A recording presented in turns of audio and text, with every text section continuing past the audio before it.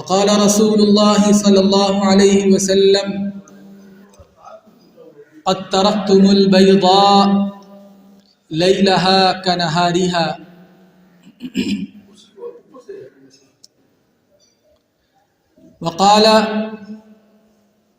وقال عليه الصلاة والسلام جئتكم بكرامة الدنيا والآخرة او كما قال علیہ الصلاۃ والسلام۔ میرے بھائیوں، دوستوں اور بزرگوں، اچھا بس کہیے ٹھیک ہے،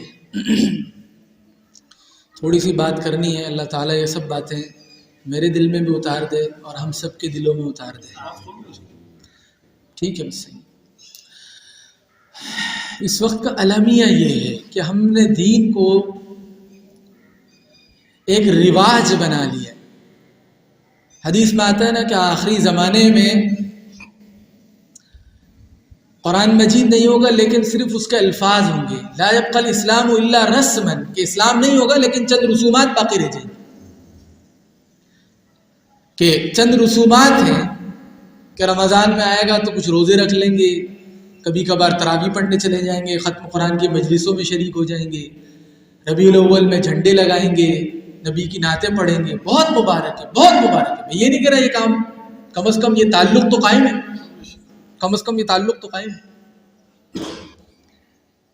ایک ہندوستان کے بڑے عالم ہیں، انہوں نے ان کا ایک عجیب واقعہ ان کا لکھا ہے کتابوں میں۔ ہندوستان کے بیچ میں بعض تحریکیں چلی اور ویسے بھی مسلمانوں میں بہت انحطاط آیا تو بہت سے لوگ مرتد ہو گئے، دین سے نکل گئے۔ تو ایک علاقے والوں کو متعلق پتہ چلا کہ وہ ہندو ہو گئے تھے، مسلمان ہندو ہو گئے۔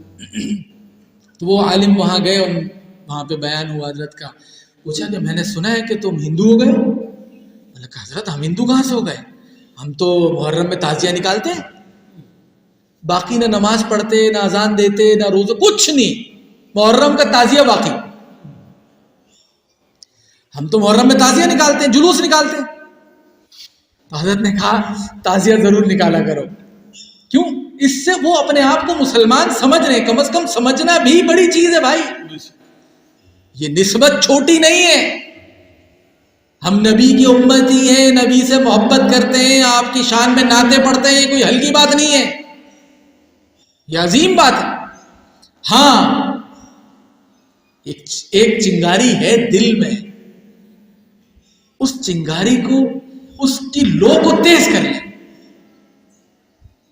اگر ایک معمولی سی چنگاری ہو، اس پر کھانا نہیں پکایا جا سکتا، گرمی تو کچھ حاصل کی جا سکتی ہے، کھانا پکانے کے لیے اس میں پھونک مارنی پڑے گی اور اس کو اس قابل بنانا پڑے گا، اس سے کوئی کھانا پکایا جا سکے، چائے بھی نہیں پکے گی، کھانا پکانا دور کی بات ہے۔ کہ وہ ایمان جو فجر کی نماز میں مسجد میں نہیں لا سکتا ہے، وہ ایمان پل صراط پہ سے پل صراط کو پار کرا دے گا اور ڈائریکٹ جنت میں لے جائے گا۔ جنت میں تو جائیں گے، تو حدیث میں آتا ہے آپ صلی اللہ علیہ وسلم نے فرمایا کہ جس نے لا الہ الا اللہ پڑھ لیا اس پر جنت واجب ہے۔ لیکن حدیث کی کتابوں میں جہاں یہ حدیث آتی ہے، عجیب واقعہ لکھا ہے۔ آپ صلی اللہ علیہ وسلم جو ہے وہ غالباً بخاری کی حدیث ہے، شاید بالکل صحیح حدیث ہے، بخاری میں یا مسلم میں، دونوں میں سے کسی کتاب میں حدیث ہے۔ آپ صلی اللہ علیہ وسلم کہیں گئے ہوئے تھے، حضرت ابو ہریرہ رضی اللہ عنہ آپ صلی اللہ علیہ وسلم کے ساتھ ہر وقت ہوتے تھے، فرماتے ہیں کہ میں آپ کی تلاش میں نکلا تو میں نے دیکھا کہ آپ جو ہے کسی چار دیواری والے باغ کے اندر گئے ہیں، تو مجھے راستہ نظر نہیں آیا، میں دیوار پھلان کے چلا گیا اندر، دیکھا آپ صلی اللہ علیہ وسلم موجود ہے وہاں پہ۔ تو آپ نے مجھے اپنے جوتے عنایت فرمائے اور آپ نے فرمایا ابو ہریرہ باہر جا کے اعلان کرو کہ جس نے لا الہ الا اللہ پڑھ لیا اس پر جنت واجب ہوگی، اور ثبوت کے طور پہ کہ میری بات ہے، میری جوتے لے جاؤ۔ سرکار کے جوتے کوئی ہلکی چیز نہیں۔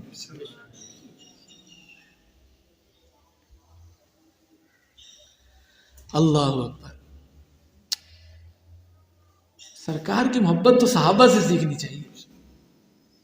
آج لوگ کہتے ہیں کہ نری محبت والے لوگ ہیں، یہ کیا چیزوں کے پیچھے پڑ گئے، جوتے اور کرتا۔ سرکار کی جس چیز سے نسبت جڑ گئی وہ بہت بڑی ہے۔ ہمارا عقیدہ ہے کہ آپ صلی اللہ علیہ وسلم کے جسم اطہر سے جو مٹی لگ رہی ہے وہ عرش سے بھی افضل ہے. آپ پوچھیں کہاں سے لے کر آ گئی؟ بلا دلیل بات نہیں ہے بھائی، یہ قرآن و سنت سے ثابت عقیدہ ہے. اس کی وجہ کیا ہے؟ اس کی وجہ اللہ تعالیٰ عرش پر ہے، کیونکہ قرآن میں اللہ تعالیٰ نے فرمایا عرش پر ہے. لیکن کیسے ہیں اس کی ہمیں حیت نہیں پتا. جو اللہ تعالیٰ جسم سے پاک ہے، اللہ تعالیٰ عرش پر ہے، لیکن اللہ تعالیٰ عرش پر کس طرح متمکن ہے وہ ہمیں نہیں پتا. لیکن سرکار کا جسم کس طرح متمکن ہے وہ ہمیں پتا ہے، اس لیے ہم کہتے ہیں وہ اس سے افضل ہے. تو وہ جوتا کتنا مبارک ہے، وہ کرتا کتنا مبارک ہے. امت نے ان نوادرات کا 1,500 سال حفاظت کی. تو آج کچھ لوگوں کے دماغ میں فطور آ گیا کہ نہیں ان سے کچھ نہیں ہوتا. تو پاگل تھے سارے پیچھے والے لوگ، انہیں نہیں پتا تھا، انہوں کو دین سمجھ میں نہیں آیا تھا، ان کو دین سمجھ میں آیا. بہرحال میں وہ حدیث سنا رہا تھا، آپ نے اپنے نالین مبارک عنایت فرمائے. اچھا اس سے پہلے یہ تبرک پہ بات پوری کر دوں. حضرت عبداللہ بن عمر رضی اللہ عنہ غالباً کہیں جا رہے ہیں سفر پہ، اور کہیں جاتے جاتے کہیں انہوں نے حیت بنائی، جیسے آدمی قضا حاجت کے لیے بیٹھتا ویسے بیٹھے، اور شاگرد ساتھ تھے، بیٹھ کے واپس چل دیے. کسی نے کہا حضرت آپ ایسے بیٹھے اور پھر چل دیے؟ کہنے لگے خدا کی قسم مجھے قضا حاجت کی کوئی ضرورت نہیں تھی یہاں پہ، لیکن میں آپ صلی اللہ علیہ وسلم کے ساتھ تھا، آپ یہاں بیٹھے تھے، آپ کی اس نقل میں یہاں بیٹھا ہوں. چھوٹی بات ہے، آپ کی ہر ادا دنیا و ما فیہا سے زیادہ قیمتی ہے. تو آپ صلی اللہ علیہ وسلم نے اپنے نالین مبارک عنایت فرمایا اور کہا جا کے اعلان کرو. آگے مل گئے حضرت عمر رضی اللہ عنہ. حضرت عمر تو عمر تھے، کہتے ہیں شیطان راستہ بدل لیتا ہے جہاں سے عمر جاتا ہے. تو حضرت عمر رضی اللہ عنہ مل گئے اور یہ اعلان کر رہے تھے کہ جس نے لا الہ الا اللہ پڑھ لیا اس پہ جنت واجب ہو گئی. حضرت عمر نے کہا کیا کہہ رہے ہو؟ تو ایسے کر کے دھکا دیا. تو وہ کہتے ہیں میں گر گیا پیچھے، یہ ابھی اعلان نہیں کرو. پھر آپ صلی اللہ علیہ وسلم کے پاس کہا مجھے آپ صلی اللہ علیہ وسلم نے فرمایا ہے.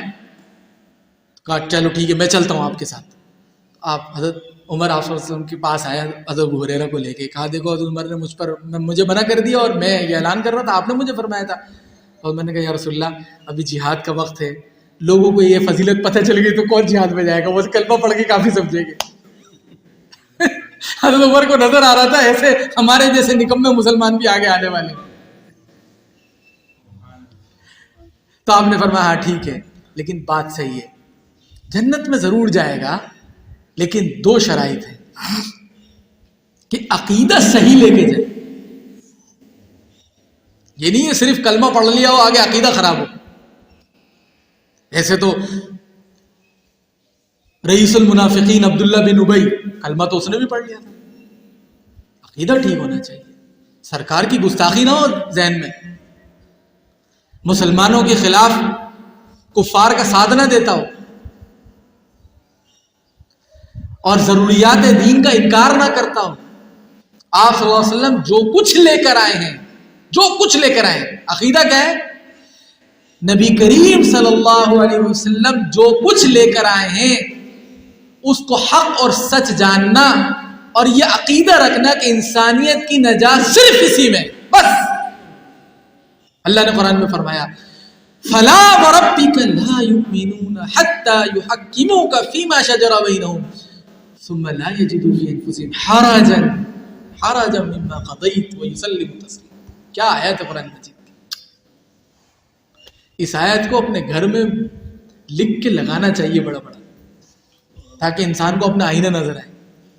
اللہ تعالیٰ فرماتے ہیں فَلَا وَرَبِّكَ، ہرگز آپ کے رب کی قسم. اچھا اس میں محبت کا بھی عجیب اظہار ہے. اللہ تعالیٰ یہ بھی تو کہہ سکتے تھے نا میری قسم، یہ بھی تو کہا جا سکتا تھا، اور یہ بھی کہا جا سکتا تھا کہ رب کی قسم، اللہ کی قسم، یہ بھی تو کہا جا سکتا تھا. لیکن اللہ نے ایک اظہار محبت دکھلایا، آپ کے رب کی قسم. آپ یعنی آپ میرے محبوب ہیں، آپ کے رب کی قسم، لا یؤمنون حتی یحکموک، یہ لوگ ایمان والے نہیں ہو سکتے، ایمان کا دعویٰ ان کے قابل قبول نہیں ہے. کب تک قابل قبول نہیں ہے؟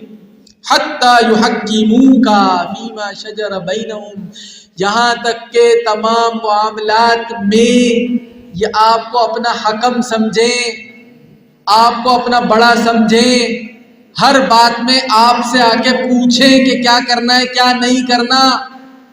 اور پھر ثم لا یجدوا فی انفسہم حرجا، اور پھر اس کے بعد اپنے دل میں کوئی تنگی محسوس نہ کریں کہ مولویوں نے بھسوا دیا، بھائی مولوی صاحب دین تو بڑا مشکل ہے، ہم سے تو نہیں ہوتا. نہیں، دل میں یہ تنگی نہیں ہونی چاہیے. جب ہم کہتے ہیں صدق، حدیث میں صدق ینجی والکذب یہلک، تو دل سے آئے کہ سچ نجات دیتا ہے اور جھوٹ ہلاک کر دیتا ہے. جب آپ نے فرما دیا الغنا ینبت النفاق، کہ غنا جو ہے نفاق کو پیدا کرتا ہے، دلوں میں آپس میں خلفشار پیدا کر دیتا ہے، توڑ دیتا ہے آپس میں، تو دل سے آواز ہے ہاں ایسا ہی ہوتا ہے. آپ نے فرمایا میں راگ بازی کے مٹانے کو آیا ہوں، اور ہم کہتے ہیں نہیں شادی تو ہوگی نہیں جب تک کہ سارے محلے کو پتہ نہ چلے اللہ کے نافرمانوں کے یہاں شادی ہو رہی. ایمانداری سے بتائیں کہ اگر ہم نبی کے بڑے محبت کے دعوے دار ہیں، کیا سرکار کو اپنی شادی میں بلا سکتے ہیں؟ اور سرکار آ جائیں، ہمارے محلے میں آ جائیں، اور ایسی زور زور سے آوازیں آ رہی ہوں. حضرت ابو ہریرہ ساتھ ہیں، بانسری کی آواز آئی، آپ نے کانوں میں ایسے کر دی، مجھے ایسے ایسے بالکل آواز. پھر ابو ہریرہ سے پوچھتے ہیں ابو ہریرہ اب بھی آواز آ رہی ہے؟ یا رسول اللہ آ رہی. آپ کانوں میں انگلیاں رکھتے ہیں. پھر تھوڑی دیر بعد پھر پوچھتے ہیں ابو ہریرہ بتاؤ اب آواز آ رہی ہے؟ یا رسول اللہ اب آواز آنا بند ہوئی. آپ کانوں سے انگلیاں نکال لیتے. آپ کا یہ معمول اور ہمارا یہ معمول، اتنی لمبی جو اتنی زور سے گانے بجاتے ہیں، جب تک مہندی نہ ہو، جب تک یہ سب کچھ نہ ہو، شادی ہمارے یہاں نہیں ہوتی. حدیث میں آتا ہے، ایک حدیث اور سن لیں پھر بات، ہمارا وقت بھی کم ہو گیا آج. آپ نے فرمایا کل امتی معافا الا المجاہرین، کہ میری امت کے تمام لوگ معاف ہو جائیں گے. وہ حدیث سنائی نا کہ جو لا الہ الا اللہ پڑھ لے گا وہ جنت میں داخل ہوگا. اب یہ حدیث بھی سن لیں، یہ بھی بالکل صحیح حدیث ہے، بالکل صحیح حدیث ہے، غالباً بخاری کی حدیث ہے. آپ نے فرمایا کل امتی معافا الا المجاہرین، کہ میری امت کے تمام لوگ معاف ہو جائیں گے، لیکن جو کھلم کھلا گناہ کرتے ہیں ان کی معافی نہیں. اعلانیہ گناہ ہو رہے ہیں، دھڑلے سے گانے بجا رہے ہیں، دھڑلے سے بے پردگیاں ہو رہی ہیں، دھڑلے سے اپنے مسلمان بھائی کو تکلیف دینے کی پلاننگیں ہو رہی ہیں، گناہوں کو افشا کیا جا رہا ہے، بتایا جا رہا ہے، دیکھا کیسا بیوقوف بنایا اس کو، اس کی تو ایسی کم تیسی پلاننگیں کر رہے ہیں ایک دوسرے. گناہ کرتے کہیں چھپ کے کر لیتے کم از کم. یہ سمجھ لیجئے کہ چھپ کے گناہ کرنا اور اعلانیہ گناہ میں فرق ہے، بہت فرق ہے. یہ بالکل ایسی بات ہے ایک آدمی چھپ کے کوئی بات کرتا ہے اور ایک آدمی چوک میں کھڑے ہو کے گورنمنٹ کو گالی دیتا ہے، گورنمنٹ برداشت کرے گی اس کو؟ غداری کا مقدمہ بنے گا اس کے اوپر. اور اعلانیہ گناہ کرنا، پھر گناہ کی دعوت دینا،